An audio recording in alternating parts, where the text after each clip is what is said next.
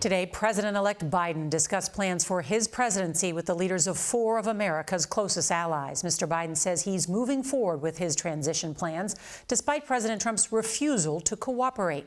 CBS's Ed O'Keefe reports tonight from Wilmington, Delaware.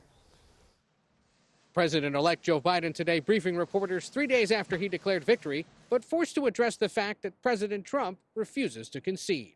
Well, I just think it's an embarrassment. Quite frankly, the only thing that, how can I say this tactfully? I think it will not help the president's legacy. Mr. Biden spoke out as the Trump administration continues to block the president-elect's transition team from accessing federal agencies and funding needed to conduct the traditional transfer of power. And as many of the president's congressional allies refuse to dispute Mr. Trump's baseless claims of widespread voter fraud. The whole Republican Party has been put in a position, with a few notable exceptions, of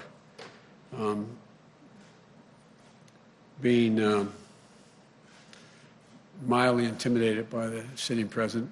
Mr. Biden is getting support from several world leaders, the heads of Germany, France, Ireland, and the United Kingdom all making congratulatory phone calls today. Once he takes office, the president-elect says he wants to re-enter the Iran nuclear deal and the Paris Climate Agreement, both of which President Trump famously withdrew from. I'm letting him know that America's back. We're going to be back in the game. In a normal transition, Mr. Biden already would be receiving classified briefings from top intelligence officials about global concerns. But the Trump administration is so far refusing to let them do so. Today, the president-elect said he isn't worried. But there's only one president at a time. He's president. In another example of how this transition is going differently, CBS News has learned the State Department is playing no role in those calls between President-elect Biden and world leaders. Usually, diplomats would listen in to ensure consistency in U.S. policy. Nora? Ed O'Keefe, thank you.